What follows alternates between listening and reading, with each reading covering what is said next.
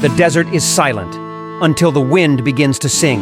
From the heart of Mesopotamia, a city rises from the dust, its walls glittering like gold beneath the burning sun.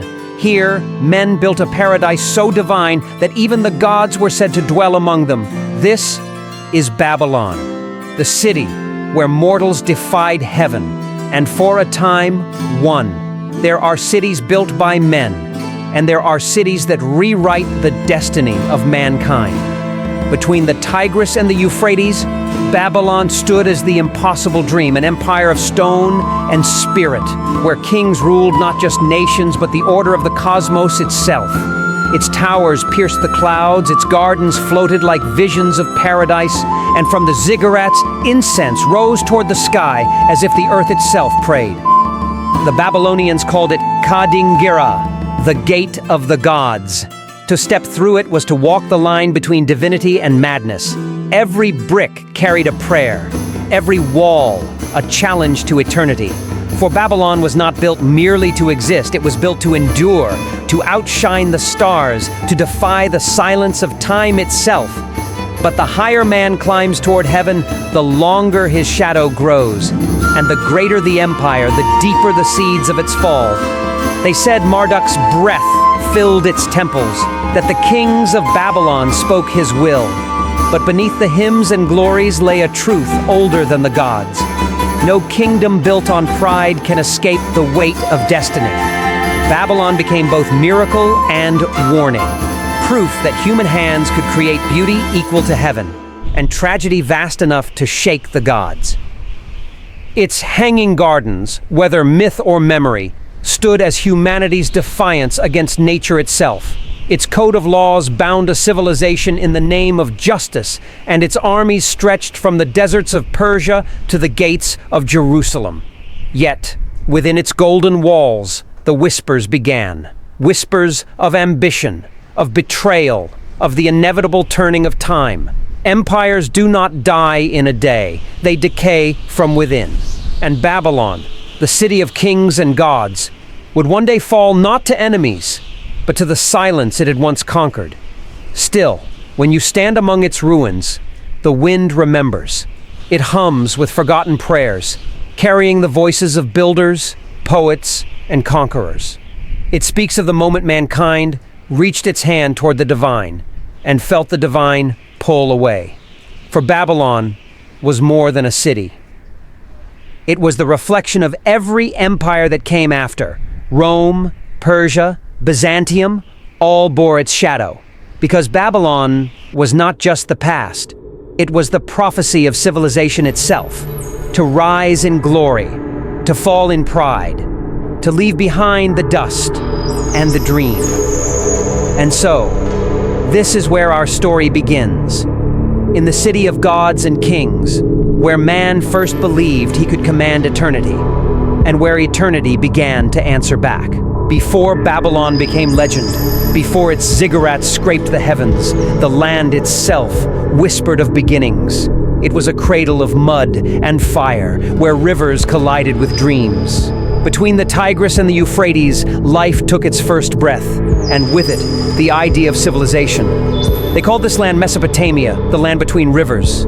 Here, long before marble and empire, there were reeds and clay. Men learned to bend nature's chaos into order, to write, to count, to build, to rule. From Sumer and Akkad rose the first cities of mankind, Ur, Uruk, Kish, and from their dust, Babylon would one day emerge like a phoenix of stone.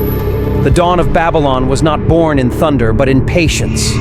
At first, it was only a small settlement along the Euphrates, a cluster of huts, humble, forgotten by time. Yet beneath its soil, destiny slept. Then came a name, Hammurabi, a man who would turn clay into law and chaos into empire. He was no ordinary king. He was the voice of order in an age of dust. Hammurabi's rise was slow, like the river's swell after the rain. He was both warrior and priest, both ruler and philosopher. Where others sought conquest, he sought permanence. He understood that power carved by sword alone fades, but power carved into stone endures. So he built not just walls and temples, but a vision, a moral architecture for civilization. Under his rule, Babylon transformed from a provincial town into the heart of a kingdom that stretched from the Persian Gulf to the Zagros Mountains. Trade routes pulsed through its gates. Caravans carried lapis, cedar, and grain. And as the wealth of nations flowed into its markets, Hammurabi looked to something far greater: justice. In the heart of the city, before the Temple of Marduk, stood a monument unlike any the world had seen. A black stele of diorite, carved with laws that would outlast empires. It began with an invocation to the gods and ended with a curse on any king who dared erase it. Upon its surface were words that bound civilization together: to bring about the rule of righteousness in the land, to destroy the wicked and the evildoers, so that the strong might not oppress the weak. These were not mere decrees. They were the bones of justice itself. The Code of Hammurabi became the heartbeat of Babylonian order. It spoke of contracts and marriage, trade and punishment, crime and duty. For the first time, law stood above man. Even kings bowed before it. The stele shimmered black under the sun, a silent promise that civilization was no longer ruled by whim, but by principle. It was the dawn of what humanity would later call society. The Babylonians did not separate heaven from soil. They believed the cosmos itself was a kingdom governed by gods whose will shaped the world. Marduk, the creator and stormbringer, was their divine king, the sun around which all faith revolved. To him they built temples that touched the sky. To him they offered blood and grain, incense and music. At the center of Babylon stood Etemenanki, the ziggurat of Marduk, the house of the foundation of heaven and earth. It rose tier by tier, blue as the sky, each level closer to the divine. When dawn broke, its summit caught fire with sunlight, and from the city below, it seemed the gods had descended to dwell among men. The ziggurat was not merely a temple. It was a map of the universe. Each step symbolized a plane of existence, from the mortal realm to the heavens above. Priests ascended its stairways, chanting hymns that echoed through time. O Lord of the storms, O light of the heavens, keep Babylon eternal. In that chant lay both faith and arrogance, the conviction that Babylon was not just blessed, but chosen. The center of creation, the heart of order, the gate between gods and kings. As Hammurabi's Babylon flourished, so too did the crafts of mind and spirit. Astronomers mapped the stars and found rhythm in the sky. From their charts came calendars and time itself. Mathematicians divided the circle into 360 degrees, a relic that still shapes every clock, every compass, every movement of the modern world. Scribes pressed symbols into wet clay, inventing what the ages would call writing, the voice of memory, the defiance of forgetting. Through them, humanity learned to speak to eternity. The Babylonians believed words themselves carried power. To name a thing was to command it. To record it was to preserve it forever. And in that act of inscription, of remembrance, civilization transcended the silence of oblivion. But greatness is a fragile flame, and even kings who walk with gods cast human shadows. To the north, in the ghost of empires past, the memory of Akkad still lingered, a warning carved into the dust. Once, the mightiest power of Mesopotamia, it had risen under Sargon the Great, then drowned in rebellion and ruin. Its fall was a lesson unheeded. That power is not eternal, and the gods are fickle in their favor. Hammurabi's successors forgot that lesson. They inherited his kingdom, but not his vision. Where he had built, they plundered. Where he had united, they divided. And as Babylon's kings turned against each other, the rivers that once nourished the land began to change course, as if the earth itself withdrew its blessing. The empire fractured. Invaders came, from the Hittites in the west, from the Kassites in the east. The city of gods and kings fell to men who neither spoke its tongue nor understood its faith. For centuries, Babylon slept, a relic beneath shifting sands, waiting for a new dreamer to call it forth again. But Babylon never truly dies. Its name lingers in the bones of the earth, its memory like embers beneath ash. Even as conquerors rose and fell, they built atop its ruins. Akkadian, Kassite, Assyrian, all drawn by a whisper they could not ignore. For the spirit of Babylon was not just in stone or law, but in the idea itself, that humanity could reach for the divine and mold the world in its image. It was destiny that another would rise to reclaim that promise, a king whose ambition would burn brighter than the sun, whose dreams would rebuild what time had buried. His name would echo through the ages, Nebuchadnezzar, and under his hand, Babylon would rise again, not merely as a city, but as a myth, reborn. In the dawn of Babylon, mankind learned that to rule the world, one must first rule the self. That law without wisdom is tyranny, and faith without humility is ruin. But the seed had been planted, the seed of civilization, of empire, of divine ambition. It would bloom again in gold and fire, in gardens that defied nature, in towers that kissed the stars. From mud to marble, from prayer to pride, Babylon was reborn in its own image. And as the sun set on Hammurabi's age, a new light stirred beyond the horizon. The light of a king who would make Babylon eternal, and in doing so, seal its fate. When Babylon awoke again, it did so not as a ruin reborn, but as destiny remembered. Centuries had passed since Hammurabi's laws were carved in stone, yet beneath the dust, the spirit of the city endured, patient, waiting for the moment when another king would summon its glory from sleep. That moment came with a man whose name would burn through the chronicles of time, Nebuchadnezzar. He was not merely a monarch, he was an architect of immortality. Where others ruled kingdoms, he ruled vision. He inherited a city scarred by conquest, humbled by centuries of silence, and he vowed to make it eternal. When Nebuchadnezzar walked among the ruins, he did not see decay. He saw prophecy.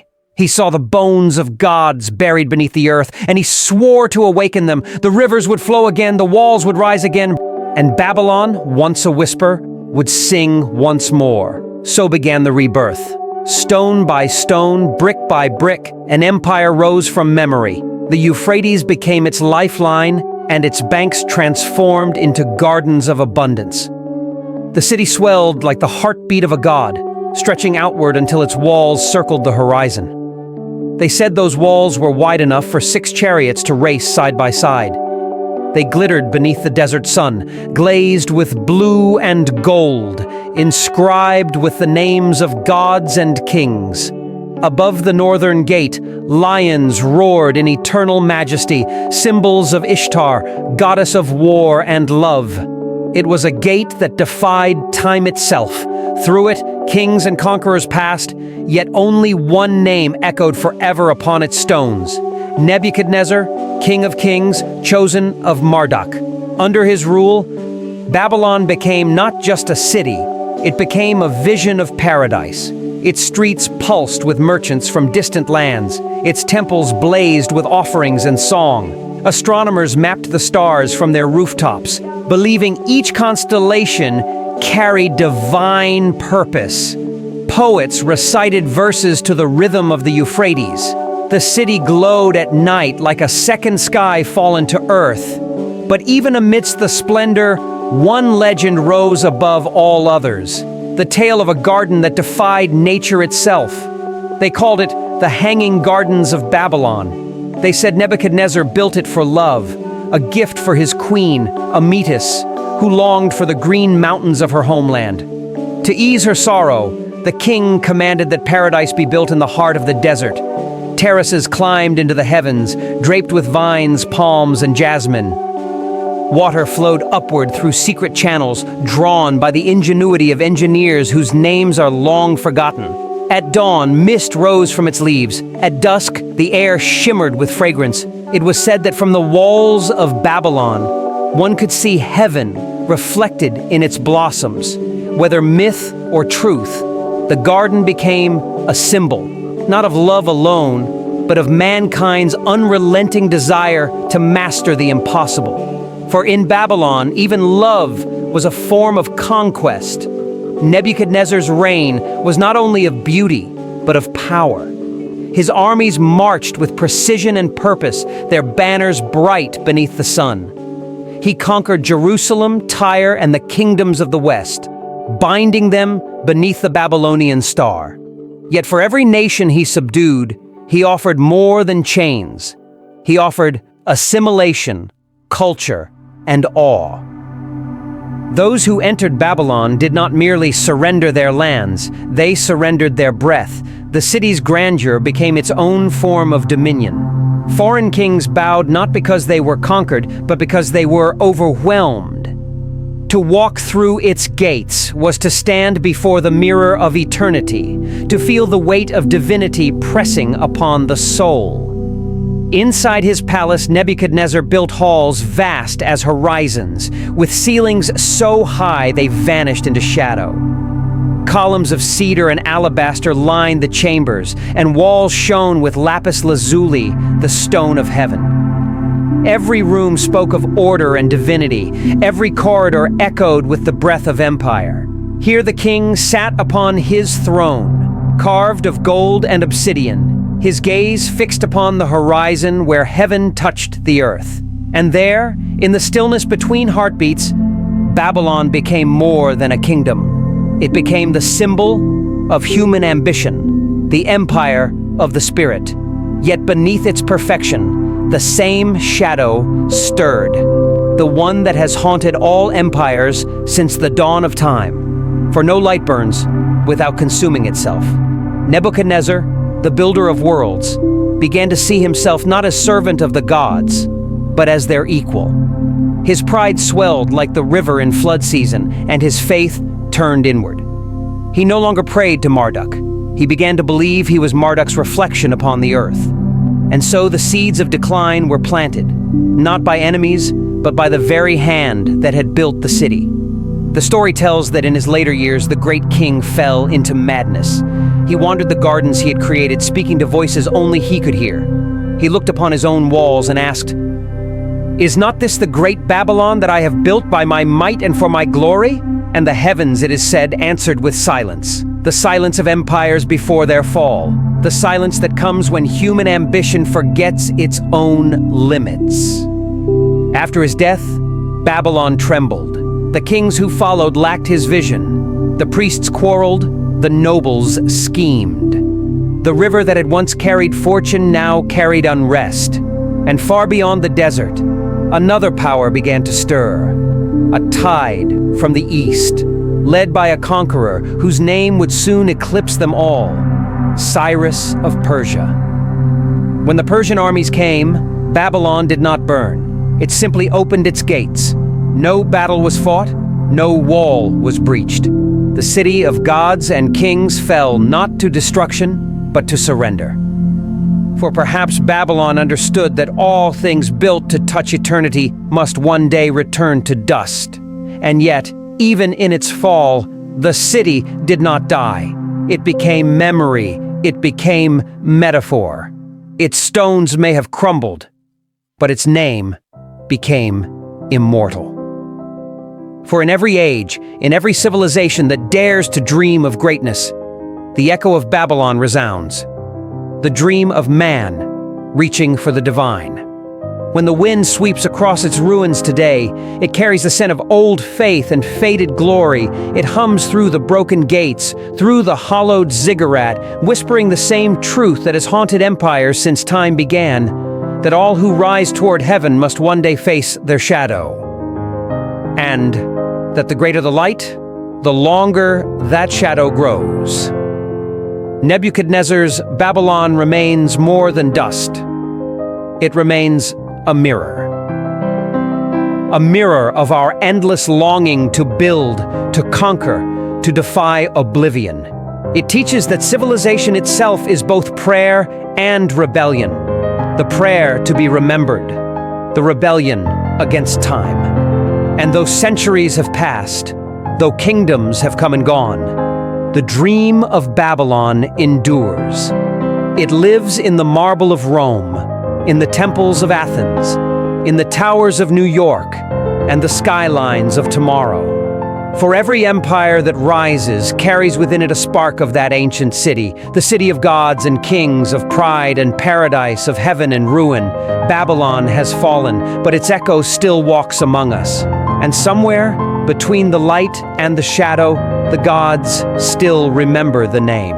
When empires fall, they do not vanish in an instant. They fade, like the final echo of a prayer swallowed by time. So it was with Babylon, the city of gods and kings, where eternity once seemed to breathe.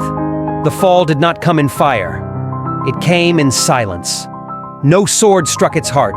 No wall was broken by force. When Cyrus the Great and the armies of Persia approached its gates, Babylon, mighty, invincible, and proud, simply opened them. The people did not resist. They watched as a foreign king entered the city their ancestors had built to defy heaven. Cyrus walked through the Ishtar Gate under banners of calm. He did not plunder or burn. He declared peace. He honored Marduk, the god of Babylon, and proclaimed himself not a conqueror, but a liberator. The priests welcomed him. The temples were untouched, and yet, in that quiet surrender, Babylon's spirit was broken. For the greatest defeat is not the one written in blood. It is the one written in acceptance. The Persians ruled wisely, and for a time, Babylon flourished again as a jewel within their vast empire. Its scholars continued to chart the heavens. Its markets still glittered with gold and spice. But something had changed, something subtle, yet irreversible. The city no longer dreamed. It no longer believed itself eternal. The gods, it seemed, had turned their gaze elsewhere. In the centuries that followed, new kings came, Alexander of Macedon among them. When he entered Babylon, he saw not a fallen city, but a throne of destiny. Here, he would rebuild, he declared. Here, he would make the capital of the world, and for a brief, trembling moment, it seemed that Babylon would rise again. Alexander planned to restore its temples, to call back the glory of Nebuchadnezzar. He saw himself as heir to the same divine flame that had once burned over the Euphrates. But fate, ever jealous of ambition, intervened. In the palace of Nebuchadnezzar, beneath frescoes that spoke of gods and stars, Alexander fell ill. He died before his empire could find its form. And with him, the dream of Babylon's rebirth died once more. After that, the city began to crumble, not from war, but from neglect. The Persians gave way to Parthians, then to Seleucids, then to empires with names that blurred like dust in the wind. The Euphrates shifted its course, the gardens withered, and the once mighty ziggurat fell to ruin. Brick by brick, Babylon returned to the earth from which it had risen.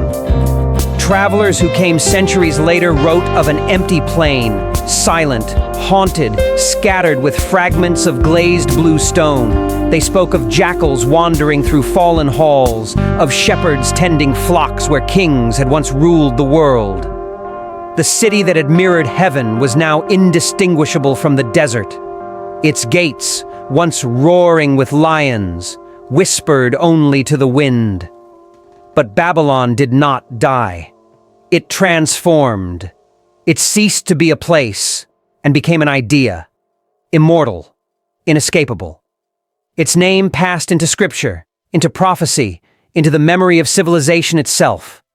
To the Hebrews, Babylon became the symbol of exile, the city of arrogance and sorrow. Its rivers where captives wept and sang became metaphors for loss and longing. By the rivers of Babylon, they wrote, we sat and wept when we remembered Zion. In their mourning, the city of gods became the city of man's pride, the eternal warning against forgetting the divine. To the Greeks, Babylon was the edge of the known world, a place of mystery and wonder, where science met sorcery and the stars themselves were read like scripture.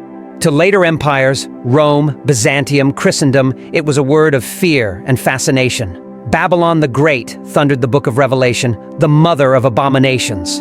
From then on, Babylon became the name of every empire that rose too high.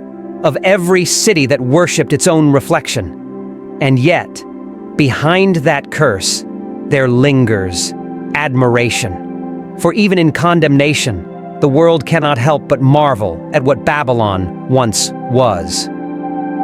It is both the sinner and the saint of human ambition, the proof that our reach always exceeds our grasp, and that our fall is the price of our divinity. Centuries passed. Dust covered the ziggurats, the inscriptions faded, and the songs of Marduk were forgotten. Only the river remained, whispering in the dark like a ghost that refuses to leave. But deep beneath the earth, the ruins waited. And when explorers uncovered them millennia later, the name still glimmered faintly on broken bricks. Babylon. Each fragment carried the weight of an age. Cuneiform tablets spoke of trade, of prayers, of love and death. They revealed that the people of Babylon were not myths, but men. Dreamers, builders, seekers of meaning. Through them, the city spoke again, not as a monument to pride, but as a mirror of humanity itself. For what is civilization, if not the endless struggle between creation and decay? What is empire, if not our attempt to build something that time cannot erase? And what is Babylon, if not the story of us all, our brilliance, our blindness, our yearning to become gods? Today, its ruins lie quiet beneath the Iraqi sun. The walls no longer shine, the gardens no longer bloom. Yet, when the wind moves through the stones, it hums the same song it once carried across the ages, a song of power and loss, of glory and regret. It reminds us that everything we build, no matter how grand, is temporary. But the act of building, the dream itself, is eternal. Babylon's legacy lives on in the very foundations of our world. Its mathematics shaped our calendars. Its laws birthed justice. Its architecture inspired cathedrals and skyscrapers alike.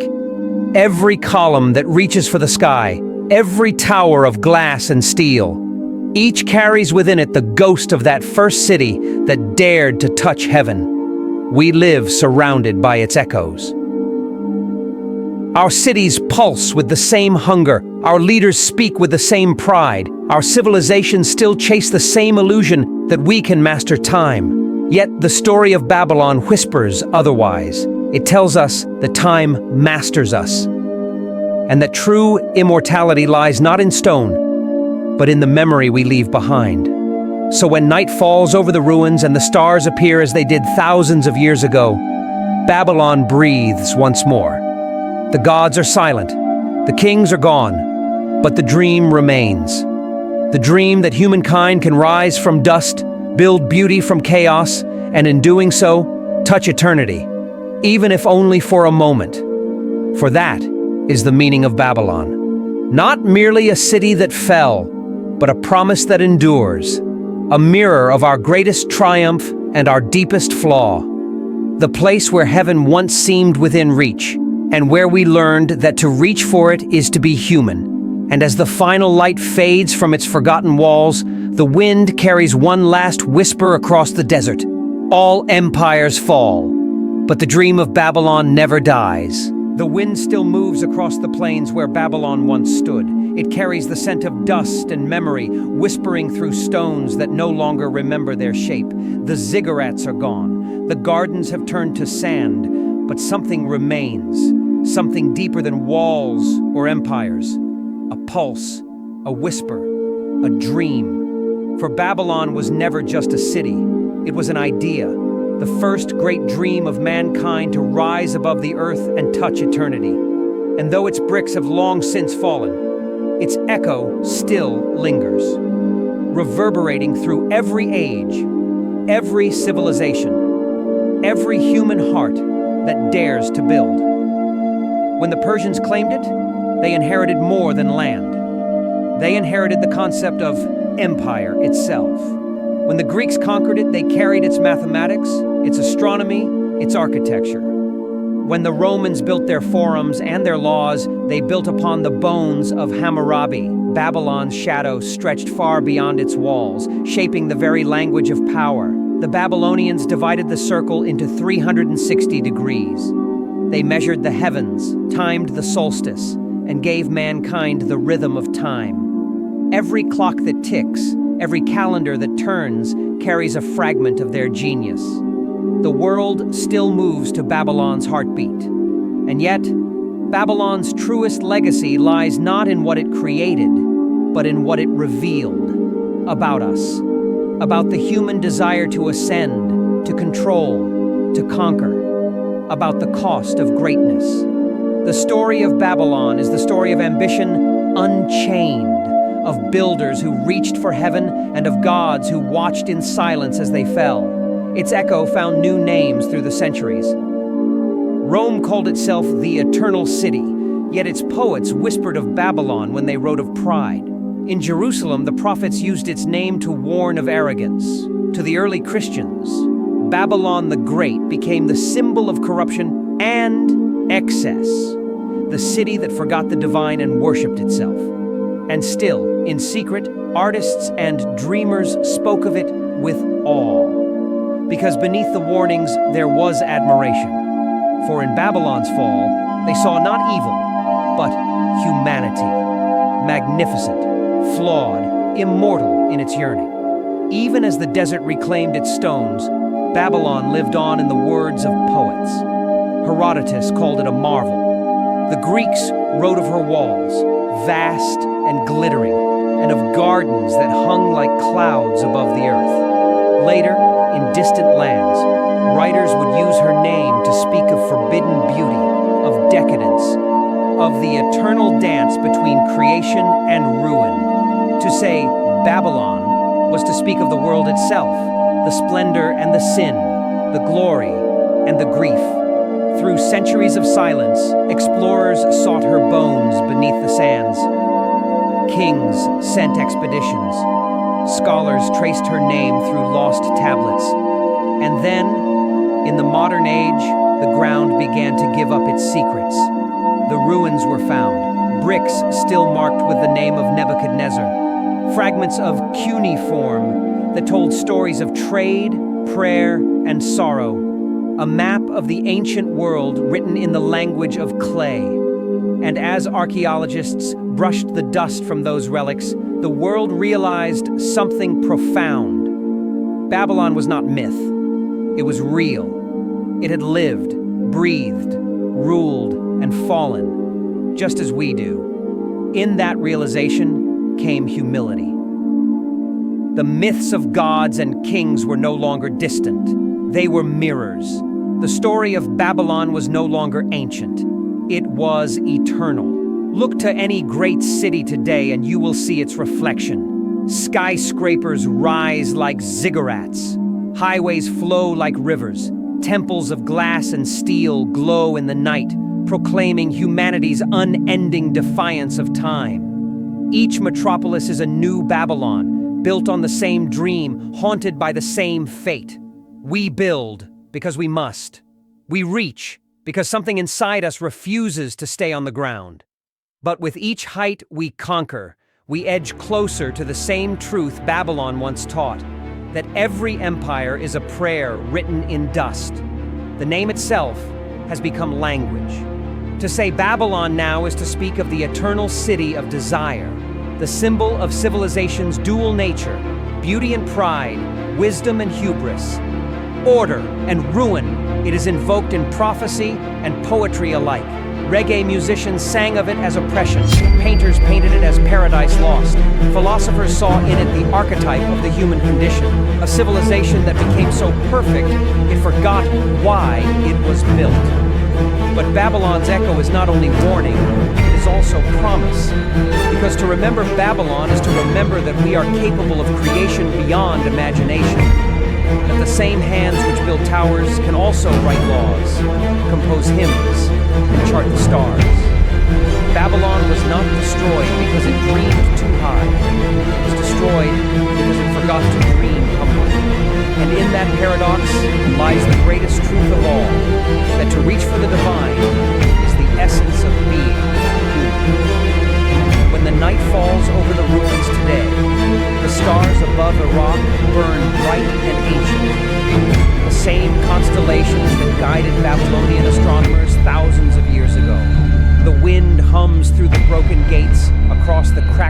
miles of forgotten temples, it sounds almost like breath, like the city itself still sighs beneath the sand. Perhaps it does.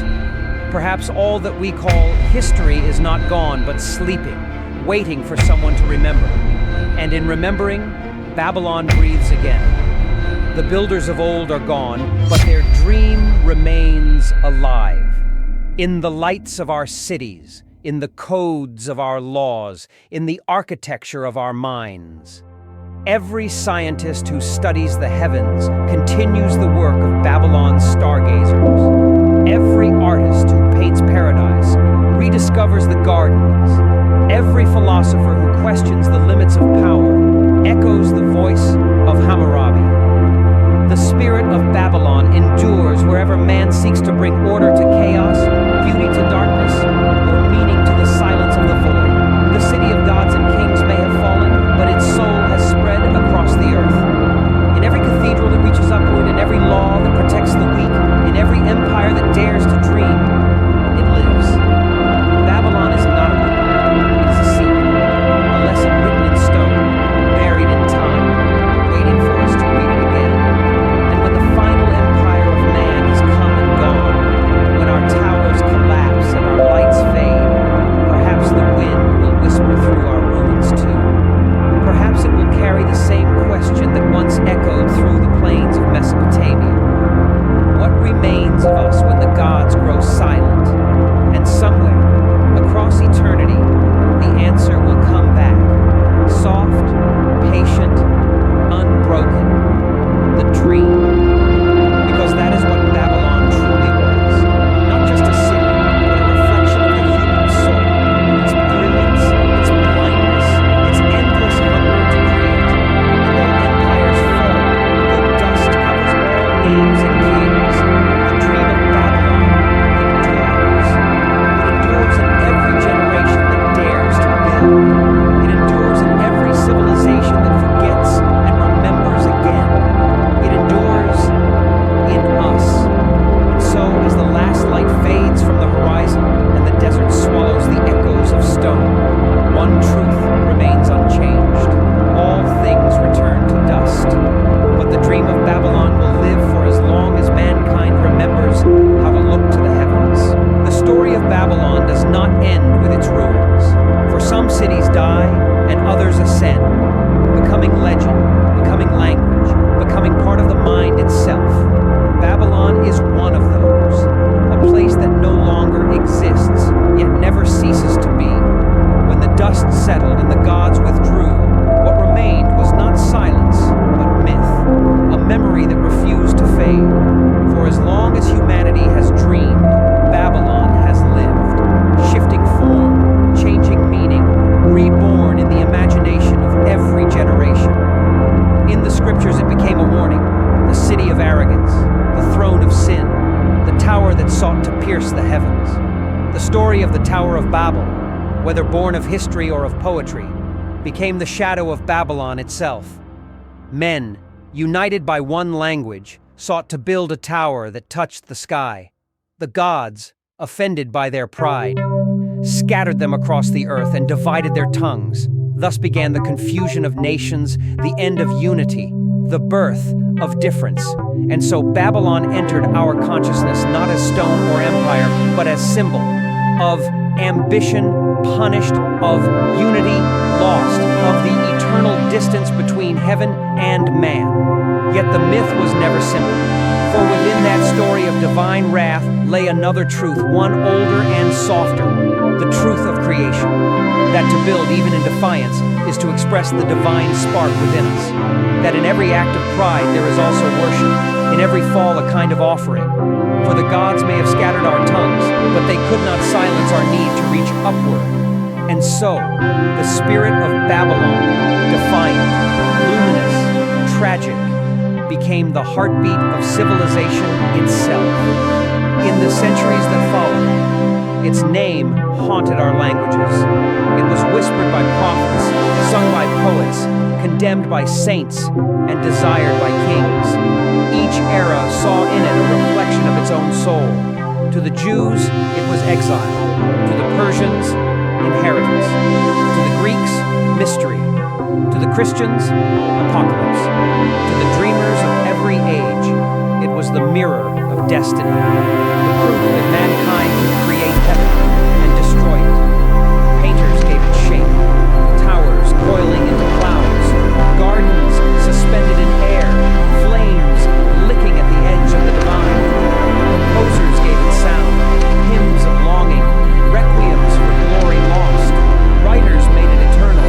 Dante, Milton, Blake, all invoked its ruins when speaking of man's rebellion and his fall. And in their words, Babylon ceased to belong to the past. It became a metaphor for every age that dares too much, loves too deeply, and forgets too soon. For what is myth if not memory polished by time? What is history if not faith preserved in dust? Babylon is both. It lives not only in tablets of clay, but in the architecture of the human mind. Its story became a cycle, the pattern by which all empires rise and fall. Each time we build cities of steel or data, each time we promise ourselves that this age will be eternal, Babylon stirs. It watches, it waits. Look around you now. The towers of glass, the lights that never dim, the networks that bind every language once more into one. It is all so familiar. The dream of unity, the defiance of limits, the faith in progress without end. The new tower is not of brick or stone. It is made of signal and code. But the dream is the same, to master creation, to become the gods we once worshipped. And perhaps, somewhere deep in the collective soul, we know how this story ends.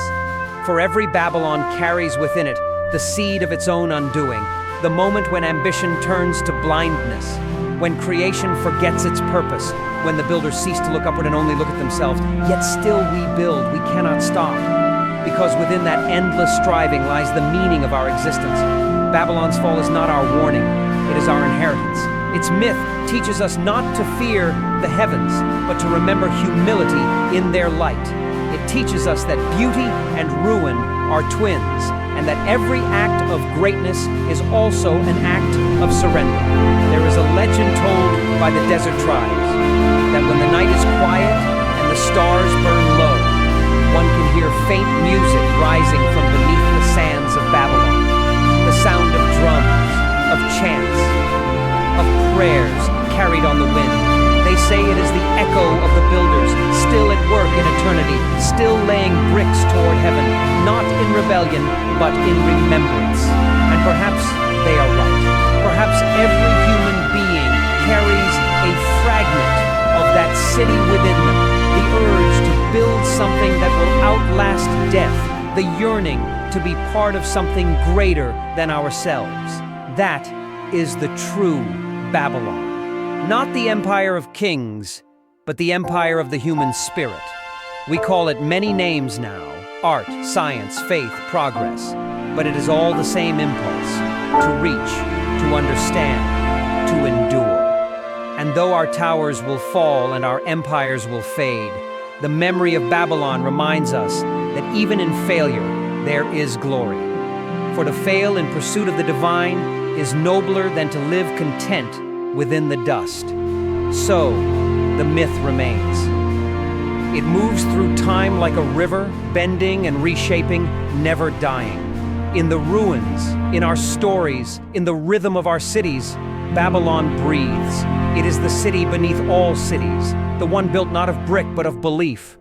A reminder that everything we build outwardly mirrors what we build within. One day, even the world we know will crumble. Our towers will be ruins. Our languages will fade into silence. But somewhere, someone will dig through the dust, find the fragments of our age, and whisper the same question that we whisper about Babylon today. Who were they?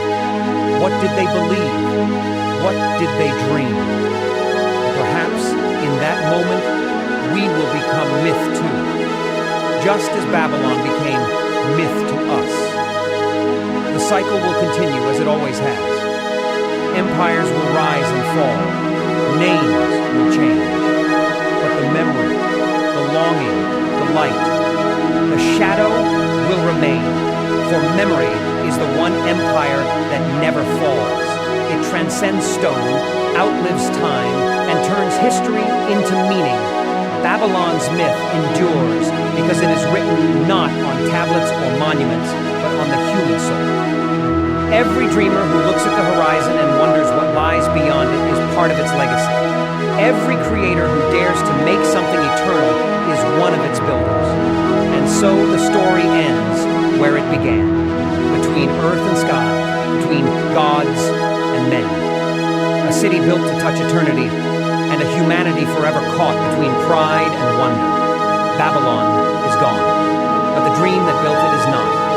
It flows through us, ancient, restless, infinite. A whisper in the blood, a memory older than time.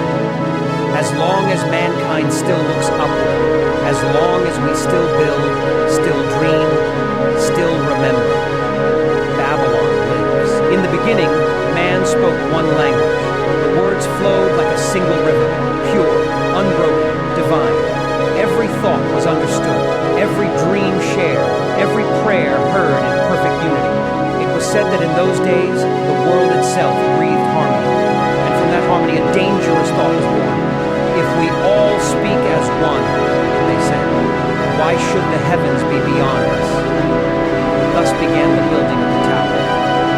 The legend of the Tower of Babel is not only a story, it is the soul of Babylon itself, distilled into myth. It speaks of mankind's first rebellion, and of the moment when ambition became indistinguishable from creation, where the clay of the earth was shaped not for survival, but for transcendence. They gathered in the plains of Shinar, the same cradle that had birthed Babylon's first kings. Thousands of hands mixed clay and straw, their sweat darkening the soil that had once been paradise. Every brick was a prayer, every layer a challenge to the divine order. The tower rose, tier upon tier, gleaming in the sun like the spine of a god reaching upward. From the highest scaffold one could see the curve of the world and perhaps believe, even for a moment, that heaven was within reach. The builders spoke in one voice, their chants echoing across the valley. Let us make a name for ourselves. Let us build a tower that touches the sky. But pride is a fragile thing. It burns bright and blinds. In their unity, they had forgotten humility. In their creation, they had forgotten the Creator. And so, the gods descended not in wrath, but in silence. The legend says they did not destroy the tower, they divided the tongues. One morning, the builders awoke and their words no longer aligned. Stone became foreign to stone. Brother could not understand brother. Orders became noise, noise became anger, and the tower, once echoing with purpose, filled with chaos. What was unity became confusion. What was creation became collapse. The structure still stood, unfinished, its top lost in cloud, its base sinking back into dust. And mankind, scattered and divided, carried new languages across the world. But in each language, one word survived: Babel, the name of the tower, the name of the dream, the name of the fall. This is how myth remembers the birth of diversity and the death of perfection. The gods did not smite the builders, they gave them individuality. They gave them the power to imagine differently, to sing in different tones, to dream in different colors. It was both punishment and gift. For without confusion, there is no creativity. Without division, there is no discovery. The Tower of Babel fell, but from its ruins, humanity learned the cost and the beauty of difference. Still, the myth lingers in every human heart. The desire to build higher, to speak one language again, to become whole. From ziggurats to cathedrals, from telescopes to data networks, we have always rebuilt the tower. Each age constructs its own version: material, spiritual, digital. And each time, the same whisper returns: how high is too high? In ancient Babylon, they told the story as a warning. But perhaps it was also a prophecy. Even as they told it, the city itself was building towers that defied the sky.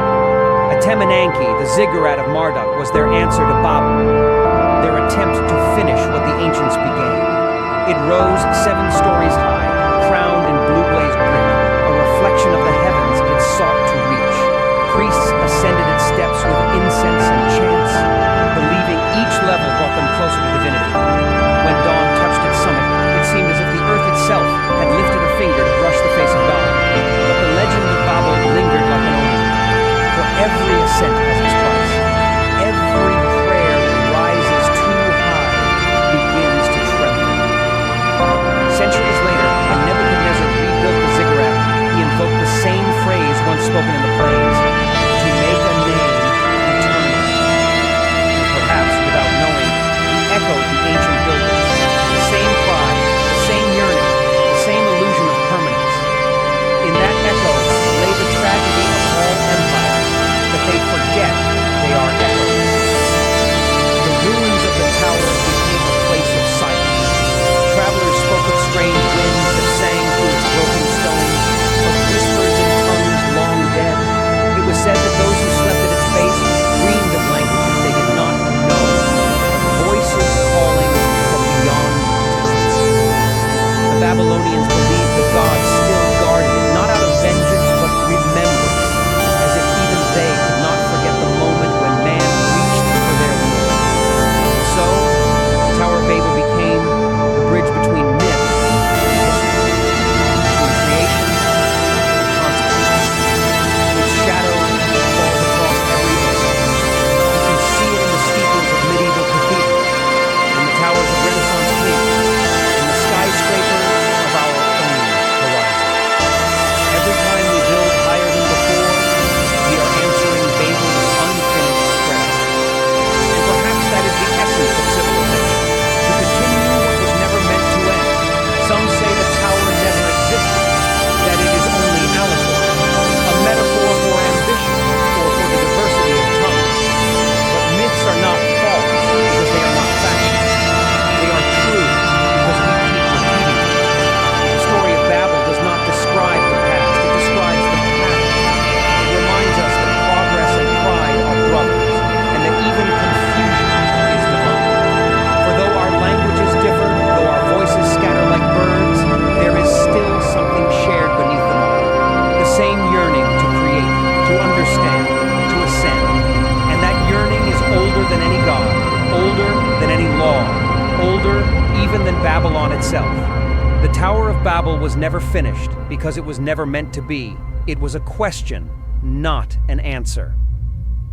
A mirror held up to heaven, asking, how far can humanity go before it forgets where it came from? And perhaps in some distant future, we will build it again, not of stone, but of light. Not as rebellion, but as reconciliation. A tower, not to defy the divine, but to rediscover it. A structure of understanding that unites without erasing, that remembers without repeating the fall. For if confusion scattered us, maybe compassion can gather us once more. Until then, the tower stands in memory, in the myths we tell, in the cities we build, in the languages we speak. Each word, each structure, each dream is another brick in its invisible form. And somewhere, in the quiet between stars and sand, it still rises, unfinished, unbroken, waiting for the day when heaven and earth will meet again. Before the temples turn to dust, before the tablets cracked beneath the weight of centuries, Babylon was a city of light, not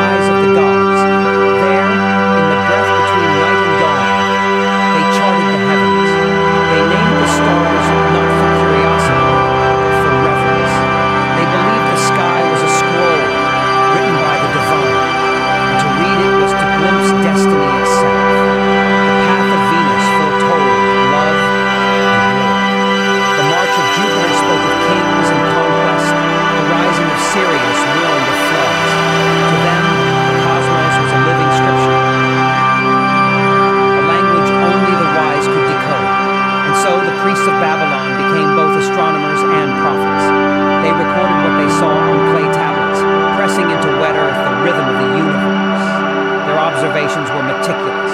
Eclipses, solstices, conjunctions, each inscribed in cuneiform with patient devotion.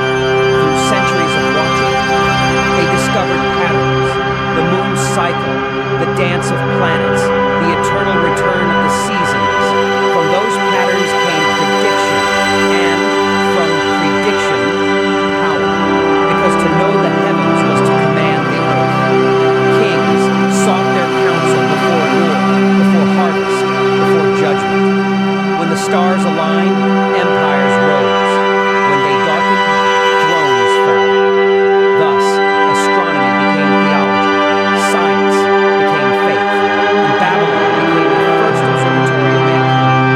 But behind the rituals and the calculations lay something deeper, an idea that would echo across all civilizations to come, that the universe is not chaos, but order, that time itself moves not in circles of confusion, but in harmony. This was Babylon's greatest revelation, that the cosmos has logic, that even the gods follow laws. Their priests divided the sky into 12 houses, each ruled by its constellation. They marked the path of the sun through them, and in doing so, they gave birth to the zodiac.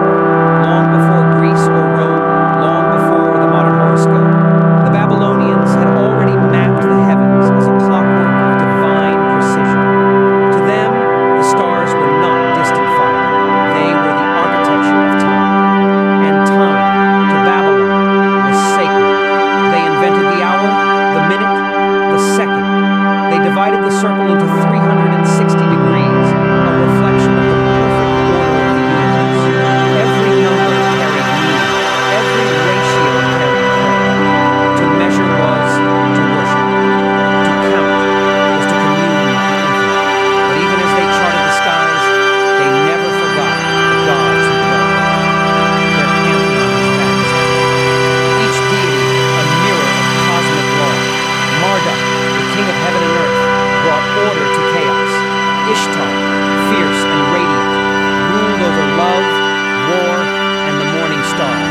Nabu, god of wisdom and writing, guided the hands of scribes. Shamash, the sun, judged the deeds of men by day. Sin, the moon, watched over their dreams by night.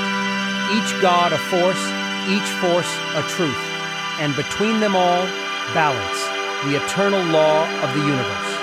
In the temple of Esagila, priests sang hymns that echoed like wind through stone. Great Marduk, they prayed, who makes firm the heavens and measures the earth, keep Babylon eternal. Every chant, every sacrifice, every offering was not only for favor, but for equilibrium. Because in Babylonian faith, even gods could fall out of harmony. And when they did, the world trembled. Floods, famine, eclipse, all were signs that the cosmic order had been disturbed. It was mankind's duty to restore it. And so their rituals were acts of balance, not fear. They did not worship to beg, but to participate, to help the universe remain steady, to remind the gods that mankind was listening. It was a dialogue, silent, sacred, infinite. But knowledge is a dangerous kind of faith. The more they understood, the more they hungered. The priests who once worshipped the stars began to realize that their laws were not divine decrees, but patterns, predictable, measurable, beautiful in their logic. And for the first time, humanity glimpsed the possibility that the heavens might be vast but knowable. In that realization, the seed of modern science was planted. From Babylon's clay tablets came the roots of mathematics, astronomy, and philosophy. Greek scholars like Pythagoras and Aristotle would later walk paths paved by Babylonian thought. The word cosmos, order, was their inheritance. The idea that truth could be observed, that heaven could be studied, that was Babylon's gift to the ages. Yet for all their wisdom, they never abandoned wonder. Even as they measured, they marveled. Even as they calculated, they prayed, because they knew something that the world often forgets. That understanding does not diminish mystery. It deepens it. When the priests of Marduk looked to the stars, they did not see cold fire. They saw memory, the footprints of gods who had walked the sky before them. They saw destiny written in light, and perhaps in their hearts, they knew that one day their own city would become a constellation, its ruins scattered like stars upon the earth. Today, when we gaze upward, we still trace the same patterns they did. Orion, Leo, Taurus, the shapes they once named still hang above us unchanged. The sky we study with telescopes is the same sky they studied with faith. Their numbers became our science.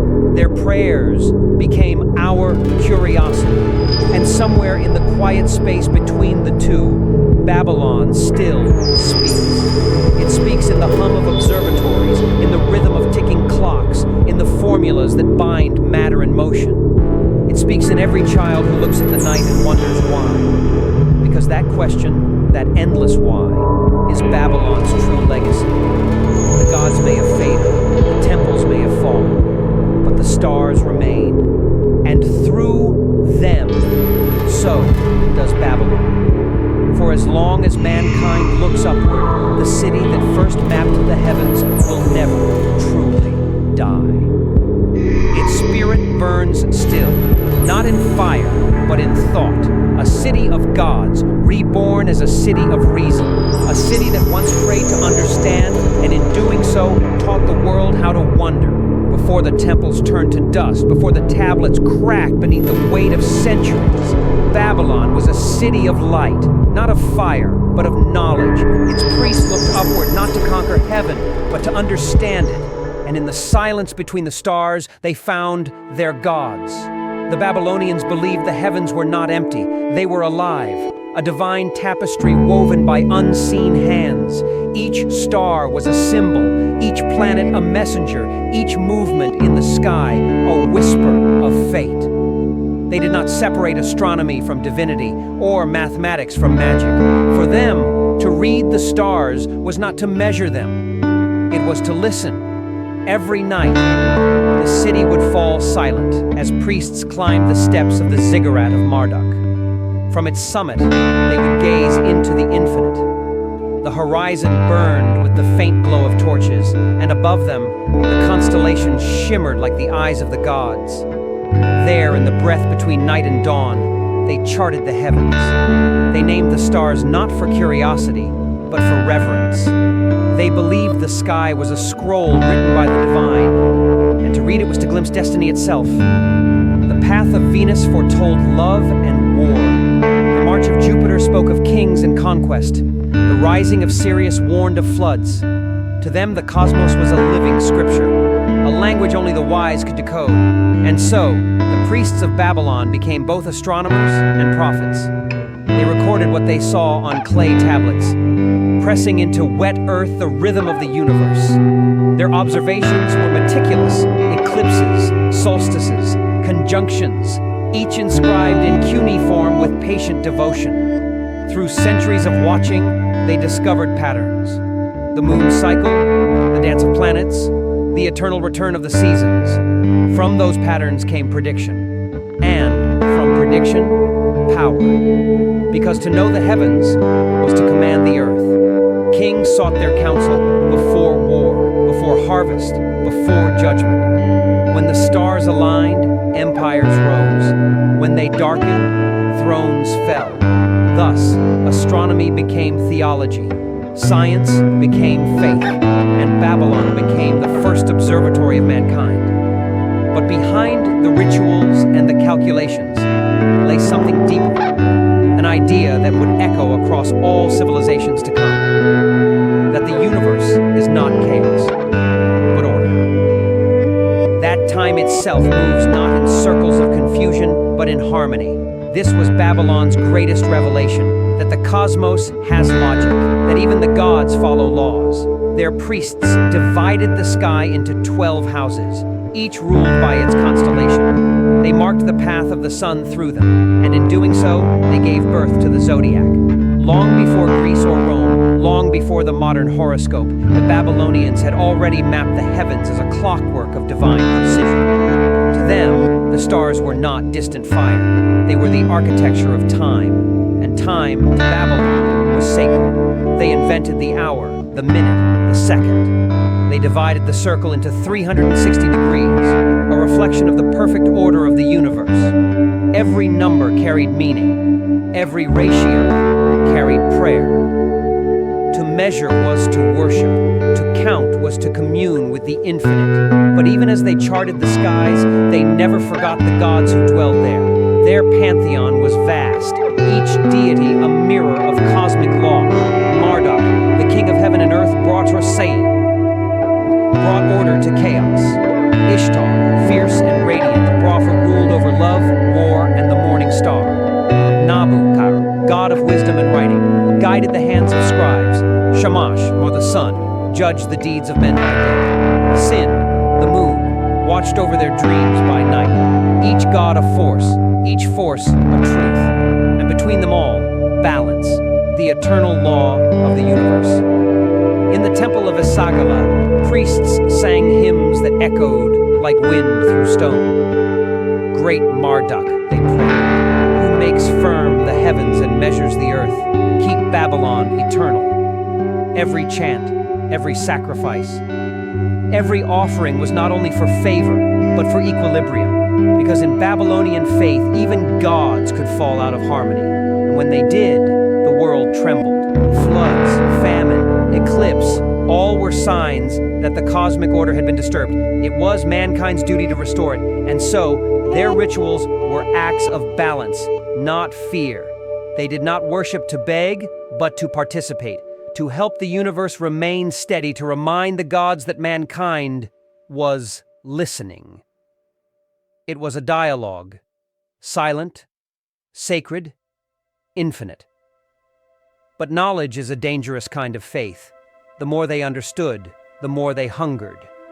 The priests who once worshipped the stars began to realize that their laws were not divine decrees, but patterns, predictable, measurable, beautiful in their logic. And for the first time, humanity glimpsed the possibility that the heavens might be vast, but knowable. In that realization, the seed of modern science was planted.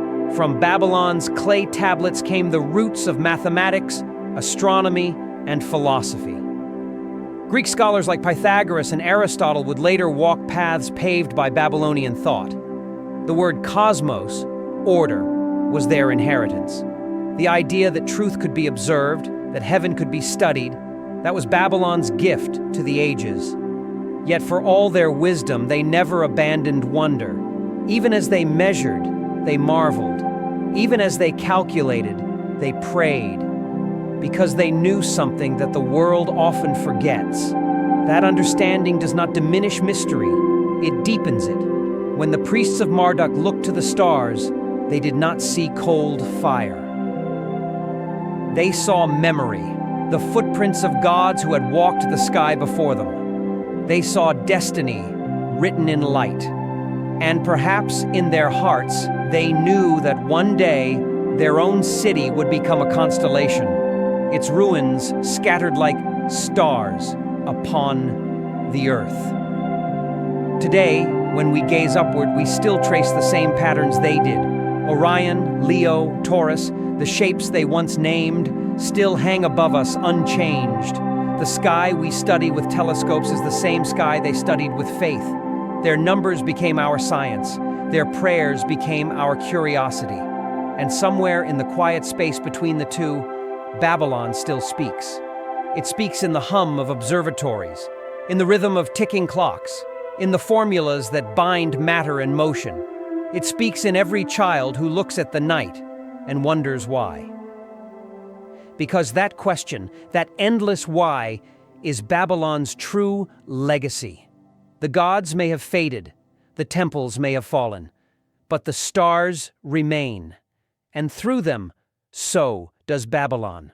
For as long as mankind looks upward, the city that first mapped the heavens will never truly die. Its spirit burns still, not in fire, but in thought. A city of gods, reborn as a city of reason. A city that once prayed to understand, and in doing so, taught the world how to wonder. They came not as conquerors, but as captives. carried in chains from the burning gates of Jerusalem beneath the banners of Babylon. The river that once nourished gardens now reflected sorrow. Its waters flowed past the walls of gold, whispering to the weary, "You are far from home." By the rivers of Babylon, they sat and wept. They hung their harps upon the trees, for how could they sing the songs of their God in a foreign land?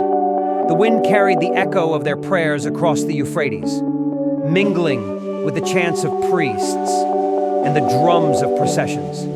And in that sound, the blending of praise and lament, history changed forever. For Babylon was not only the empire of gods and kings, it was also the crucible of faith, a place where one people's despair would become another's revelation. When Nebuchadnezzar's armies destroyed Jerusalem, the exiles believed their covenant was broken. Their temple had fallen. Their God seemed silent. And in that silence, they found something profound, the voice within. Far from Zion, stripped of their land and their name, they began to rebuild not a city, but a soul. In captivity, the Hebrews wrote, they remembered, they dreamed. And from their sorrow, Scripture was born. It was in Babylon that they gathered the fragments of their past and shaped them into story. They wrote of creation and exile, of flood and promise. They told of Abraham and Moses, of faith and failure, of kings and prophets. Through tears, they gave birth to the Bible. The book of Genesis, written in the shadow of Babylon's towers, carried the echo of the city that held them prisoner. Its vision of the Tower of Babel mirrored their own captivity, a world where pride leads to dispersion, where unity without humility becomes a curse. The myth of Babel was no longer just Babylon's story. It became humanity's, and the prophecy of exile became the prophecy of return. In the stillness of night, by the banks of the river, prophets spoke of a future beyond empire. Ezekiel saw visions of wheels of fire, of angels with many faces, of a temple reborn in the spirit, not in stone. Daniel read omens in the dreams of kings, lions with wings, beasts of iron, and a statue of gold shattered by a stone, not made by hands. Each vision was a rebellion of the soul, a reminder that no power, not even Babylon's, could conquer faith. The Babylonians had built towers to touch heaven. The exiles built words to reach eternity. And in the contest between stone and spirit, it was the spirit that endured. The rivers of Babylon witnessed two prayers, one for the preservation of empire and one for the redemption of mankind. Both rose into the same sky, but only one would outlive the other, because when Babylon fell, its gods faded with it. But the God of the captives remained. He was not bound to temples or kings, he dwelled within the heart. And that revelation, born from exile, reshaped the moral architecture of the world. From that moment, religion would no longer belong to empires. It would belong to conscience, to memory, to the invisible. And yet, even in their sorrow, the exiles couldn't help but see the beauty of Babylon. Its walls, its gardens, its temples, all spoke of human greatness, of the same yearning that pulsed within their own hearts. They hated it, they admired it, they feared it, they could not forget it, so they transformed it. In their writings, Babylon became more than a place. It became a symbol, the city of pride, of decadence, of human glory that forgets its soul. And from that symbol, a prophecy was born. Every Babylon will fall. That prophecy crossed centuries, carried by faith and fire. It reached Jerusalem again, and later Rome, and then every city that sought to be eternal. Because Babylon was no longer a name. It was an idea, an archetype of power without humility, of civilization without compassion. But perhaps the exiles misunderstood something too. Perhaps Babylon was not simply the enemy. Perhaps it was the teacher. For it was there, in the heart of their sorrow, that they learned the shape of endurance. Babylon tested their faith. And in surviving it, they forged the idea, of redemption. From captivity came covenant renewed, from despair, destiny. In the centuries that followed, the Psalm of Exile became a hymn of hope. It was sung by slaves on distant shores, by the persecuted and the forgotten, by every people who found themselves far from home. By the rivers of Babylon became not only a lament, it became a prayer that belonged to all humanity. The cry of those who dream of freedom, who remember who they are even when the world forgets them. And perhaps in that way, Babylon achieved something even it never intended. It became the birthplace of the world's conscience, a mirror in which mankind saw both its power and its limits, its glory and its guilt. The empire that enslaved gave birth to the idea of liberation. When Cyrus of Persia later entered Babylon, the exiles watched history turn. He proclaimed freedom to the captives and allowed them to return to their homeland. The prophecy was fulfilled, but even as they journeyed back toward Zion, the memory of Babylon walked with them. It had changed them forever. For once you have lived in the shadow of empire, you can never see the world the same way again. The captives had seen the height of human creation and the emptiness within it. They had tasted both despair and enlightenment. And through that paradox, they carried home the seed of a truth that would one day shape religions, philosophies, and revolutions alike. That power is temporary, but truth endures. That cities fall, but words remain. That exile is not the end. It is transformation. Even now, when we speak of Babylon, we speak not only of its walls, but of its captives, of those who found God in its shadow. Their tears became scripture, their silence became prophecy, their longing became faith. And so, the river still flows, through the ruins, through time, through us. It carries with it two reflections, the city and the soul. One made of stone, the other of spirit. One destined to crumble, the other destined to rise again and again in every heart that dares to hope. For in the end, Babylon's greatest creation was not its towers or its gardens. It was the faith of those it tried to break. The captives by the river built something no empire could ever destroy, a vision of eternity that no wall could contain. And perhaps in some divine symmetry, the gods themselves smiled. For even they must have known that through exile and prophecy, through pain and prayer, humanity had taken its next step toward the eternal. The empire faded, the chains rusted, but the song remained. And when the wind moves across the ancient rivers of Mesopotamia, you can still hear it, soft, unbroken, eternal. A song of longing, of memory, of hope. For Babylon fell, but the spirit that wept beside its waters never did. There are two kinds of death. The first comes with fire and sword, the fall of walls, the silence of battlefields. The second comes with time. No banners, no flames, only wind and forgetting. For Babylon, the second death was the final one. After the Persians, the Seleucids, the Parthians, and the long parade of empires that rose and fell upon its soil, the city grew quieter with each passing century. The great gates no longer roared with chariots. The ziggurats, once crowned with light, sank into shadow. And the rivers that had birthed it, the Tigris and the Euphrates, changed their course, abandoning the cradle that had once held the world. The earth began to reclaim what man had made. Sand drifted through broken arches. Reeds grew between the stones where kings once stood. The hanging gardens withered, their terraces swallowed by dust. The temple of Marduk fell silent, its gods unremembered.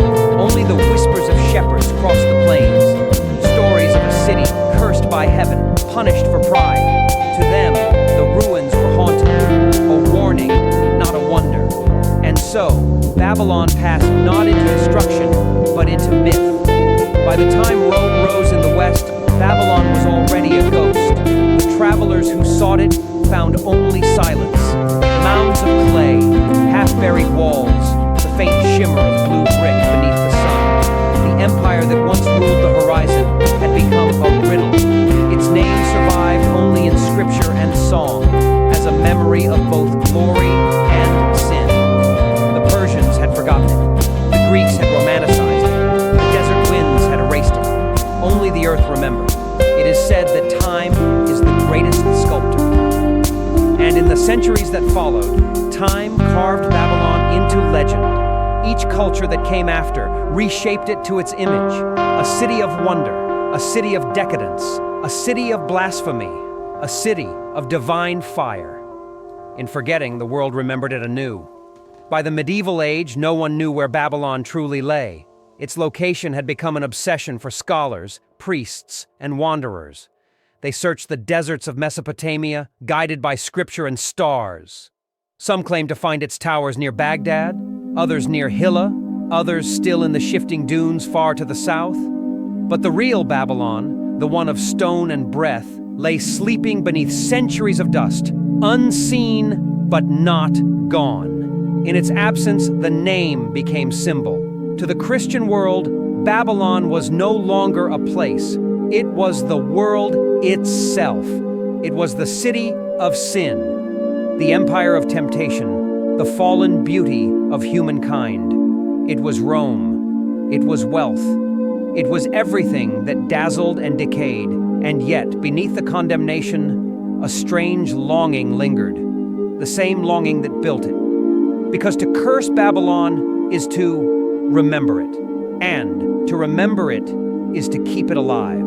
The sands did what conquerors could not.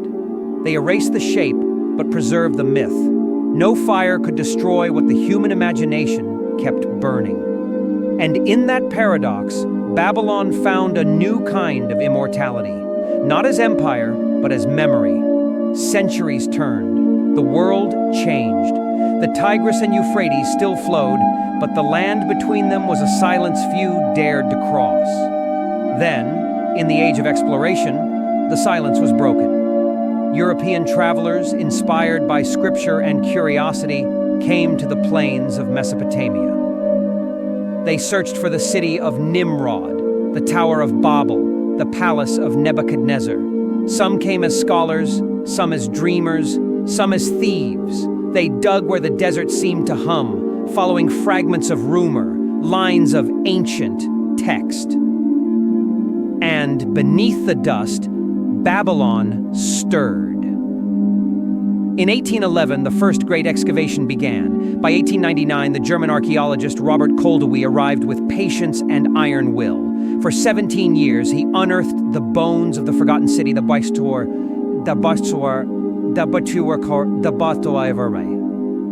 walls, the streets, the temples, and most of all, the Ishtar Gate. It rose from the earth like a resurrection, cobalt blue, glazed with lions and dragons, its bricks shining faintly as if remembering sunlight. The gate, buried for 2 millennia, still bore the inscription of Nebuchadnezzar. "I have built this for the glory of Marduk, that Babylon may last forever."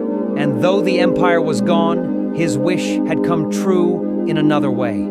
Through memory, through myth, through the eyes of those who rediscovered it, the world gasped. For centuries, Babylon had been a word of faith, of fear, of prophecy.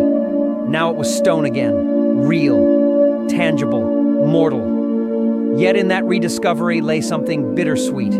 The archaeologists found no hanging gardens, no tower reaching the sky, only the fragments of a city. Ordinary, human, scarred by time. The myth had been grander than the truth, and perhaps that was the point, because Babylon was never meant to be one city.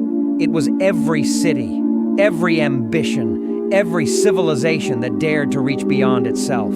The rediscovery did not resurrect Babylon. It reminded us that we, too, are part of its story, that our empires, our nations, our monuments are all chapters in the same ancient tale, that every skyline is a reflection of its shadow. Today, the ruins of Babylon still lie in Iraq, near Hilla, a field of dust and quiet stone. The Ishtar Gate now stands reconstructed in Berlin's Pergamon Museum, its brilliance frozen in sterile light. Visitors walk beneath it, their footsteps echoing faintly. Unaware, they tread through the echo of eternity. The city itself is fragile, half buried once more, scarred by war and time. And yet, when the sun sets over the plain, the air still glows with the same gold Nebuchadnezzar once saw. The wind still carries the same murmur of ancient prayers. And beneath the sand, the pulse remains. For no empire is ever truly forgotten. Its memory hides in the language of its descendants, in the architecture of our cities, in the rhythm of our thoughts. Even as we forget, the dust remembers. Babylon taught the world many things: how to build, how to measure, how to rule, how to believe. But its final lesson was silence, that even the greatest of empires must one day become earth again.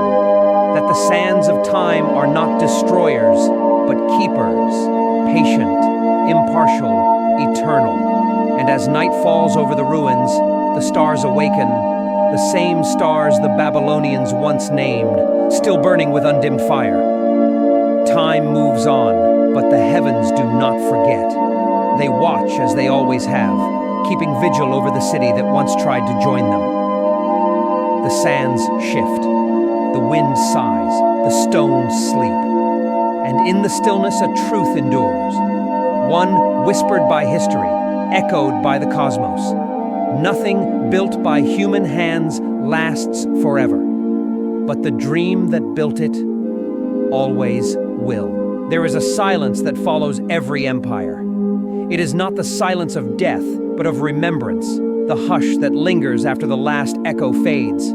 Babylon rests in that silence, not gone, not alive, simply eternal. The wind moves across the plains of Mesopotamia, soft as breath.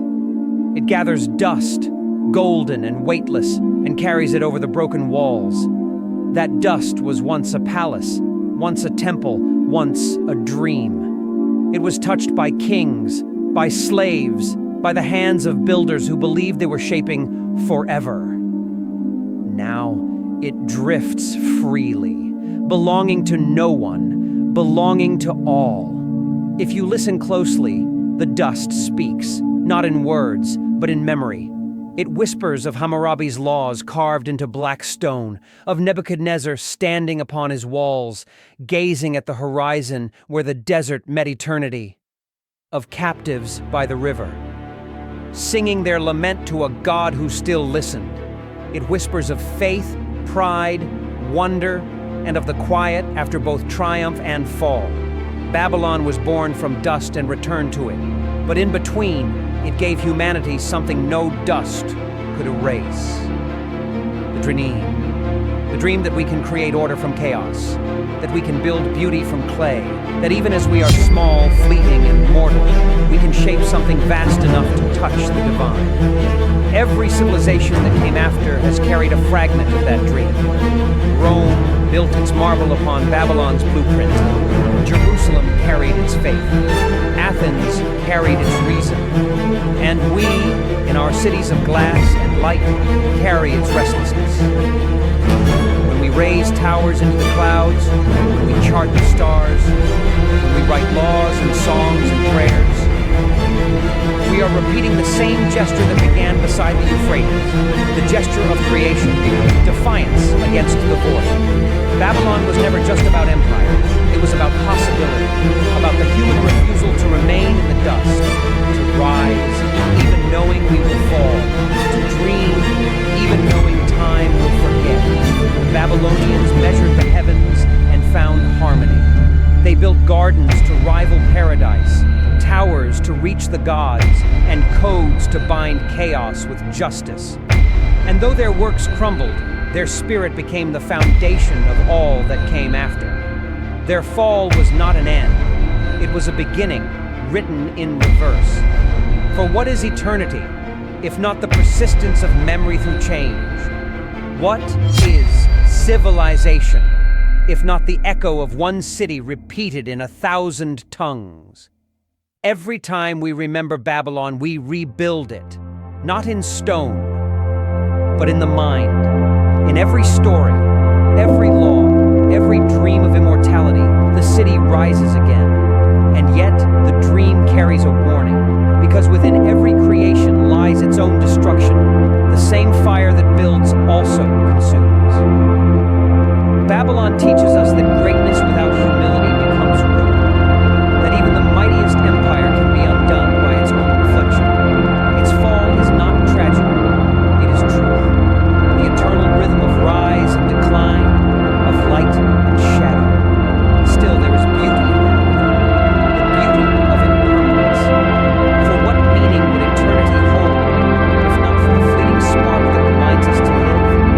Babylon's ruins are not signs of failure. They are monuments to the human condition, to our courage to dream, knowing all dreams end. Stand among its stones and you will feel it. The air hums, ancient and alive. Every grain of sand is a story. Every broken wall still holds its purpose. Because time does not erase, it transforms. The dust that once built Babylon now builds the world anew. We walk upon the bones of our ancestors' empires. We breathe the same air, beneath the same stars. The constellations they once named still burn above us, indifferent yet familiar. The heavens remain what they always were, both mirror and mystery. And somewhere between those stars and this earth lies humanity's eternal question. Why do we build? Why do we reach? Why do we dream? When we know time will take it all away. Perhaps because building is our prayer, dreaming is our defiance.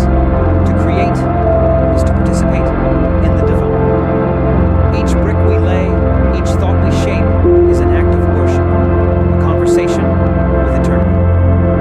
The Babylonians knew this. They built not to last, but to matter, to leave behind something that would echo, even as the stones fell silent. They failed, yes, but in their failure, they achieved what no perfection ever could: meaning.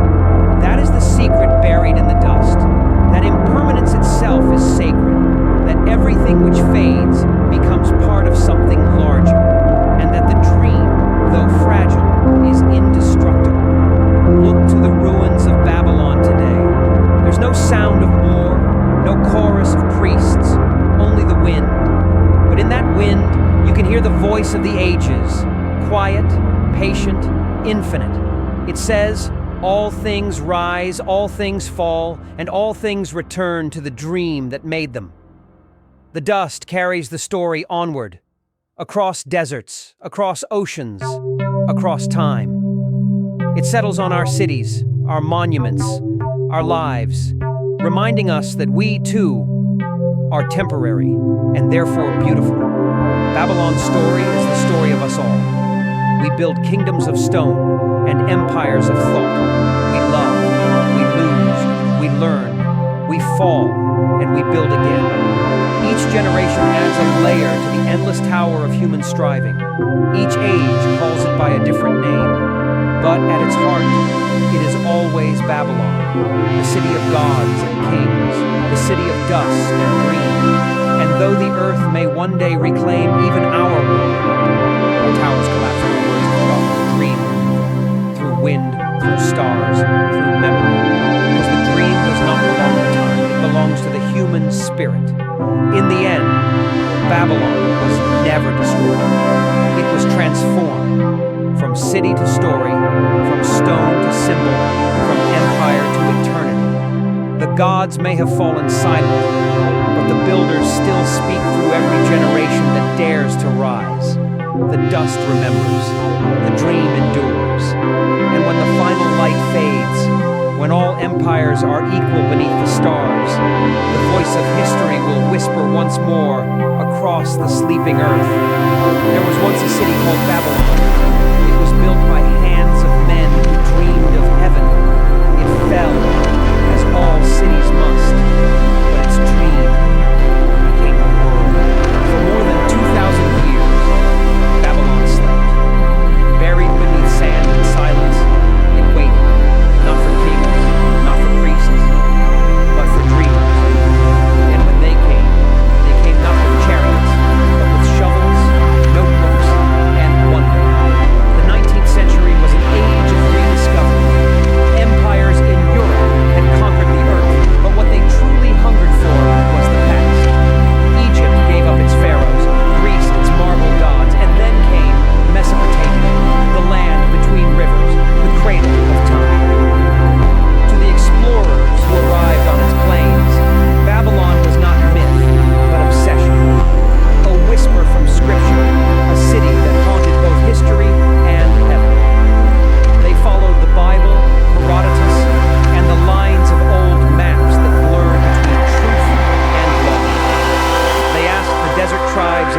massive ruins where blue stones shone beneath the dust.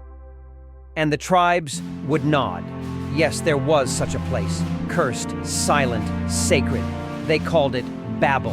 In 1811, Claudius Rich, a British traveler, wrote of mounds stretching across the horizon, covered in pottery and ash. He was among the first to realize that this wasteland was once the greatest city of man. Later, Austin Henry Layard, who unearthed Nineveh, turned his gaze southward toward Babylon's shadow. But it was Robert Koldewey, the German architect, who finally brought the city back to light. He came to Iraq in 1899, a man of precision and patience, armed with drafts, tools, and faith in stone. For 17 years, he dug beneath the shifting sands. He uncovered walls 40 feet thick, foundations of temples, and corridors lined with glazed brick. Then, in 1902, he found it, the Ishtar Gate, a gate of impossible beauty. Lapis blue bricks carved with lions and dragons, bulls and serpents, guardians of divine power. It was not just architecture, it was theology made visible. Each animal a symbol, lions for Ishtar, bulls for Adad, dragons for Marduk. It was as if the gods themselves had been painted in fire and preserved in earth. When the gate was lifted from the soil, sunlight struck its tiles for the first time in 25 centuries. And in that moment, the past breathed again. Nebuchadnezzar's voice echoed faintly through time. I built this for the glory of Marduk, that Babylon might endure forever. Koldewey's team transported thousands of those tiles to Germany. There in Berlin, the gate was reconstructed piece by piece, a resurrection of color and myth. Visitors walked beneath its arches in awe. They did not know whether to bow in reverence or shame, for to rebuild Babylon was to awaken a ghost. The 20th century brought war, change, and the birth of new nations upon ancient ground. Iraq, the heir to Mesopotamia, became the steward of Babylon's bones. And once again, the dream of rebuilding the city returned. But this time, it was not Nebuchadnezzar who commanded it. It was another man who saw himself as his shadow. In the 1980s, Saddam Hussein began a project to restore Babylon. He ordered new bricks to be laid atop the ancient foundations, millions of them stamped with his own name, just as Nebuchadnezzar had done millennia before. The symbolism was unmistakable. History was being rewritten or repeated. Palaces rose beside the ruins. Ceremonial walls gleamed under the desert sun. The ancient lion relief was recarved, and the city once more echoed with processions, not of priests, but of soldiers. For a brief moment, Babylon seemed to live again, but it was a hollow resurrection. The new walls sat heavy upon the old, their weight cracking the original foundations. Archaeologists watched in dismay as restoration became ruin, and when war came again, the dream collapsed, leaving Babylon wounded once more, a patchwork of history and hubris. After the fall of Saddam, the site was left in neglect and sorrow. Foreign troops stationed there built roads over its soil, tanks rolled across its sacred ground, even the dust seemed to breathe. Yet beneath all this, the scars, the pride, ruin. The same question persisted. Why do we keep trying to rebuild what time has taken? Perhaps because Babylon is not only a city, it is a mirror. It reflects the unending human need to defy oblivion. Every civilization from the pharaohs to the present has stood before its reflection and whispered the same vow. We will last.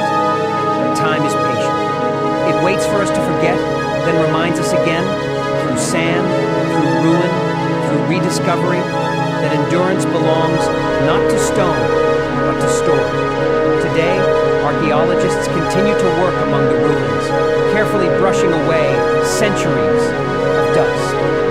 Each fragment, each inscription, each broken vessel tells a fragment of the human condition, ambition, faith, fear, beauty. They catalog not only objects, but meaning. For in every shard of Babylon lies a question that still defines us. Can we build without destroying? Can we remember without repeating? Satellite images now trace the outlines of the old city. Drones scan its buried streets, mapping in minutes what once took lifetimes to build.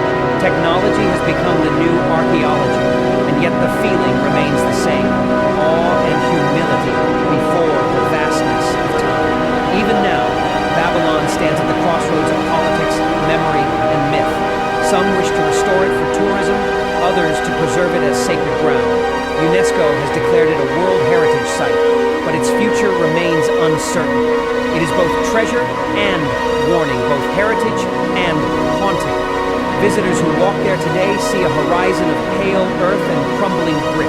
There are no kings, no priests, no roaring gates, only silence. A silence so deep it feels alive. And yet, if one stands still long enough, listening, the air begins to hum.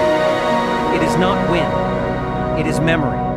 Because Babylon, even in ruin, refuses to die. Every archaeologist who touches its soil becomes part of its story, another dreamer of the future. Each uncovering, each rediscovery is not just excavation, but resurrection. For the city lives wherever someone remembers it. The rediscovery of Babylon reminds us that history is not behind us. It is beneath us. Every city we build stands on another's grave. Every triumph we celebrate is built upon forgotten dust. And still, we dig, not to possess the past, but to understand ourselves. Perhaps that is the true purpose of archaeology, not to unearth stone, but to unearth meaning, not to rebuild Babylon, but to listen to it. The dreamers of the future do not wear crowns. They carry brushes and notebooks. They walk through ruins not as conquerors, but as students. And in their quiet reverence lies a new kind of empire, one built not on dominion, but on remembrance. Babylon, once a city of gods and kings, has become a city of questions. It asks not to be worshipped, but to be understood.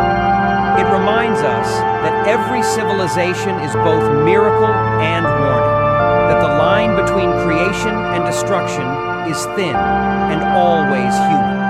When the sun sets over the ruins, its light turns the bricks to gold.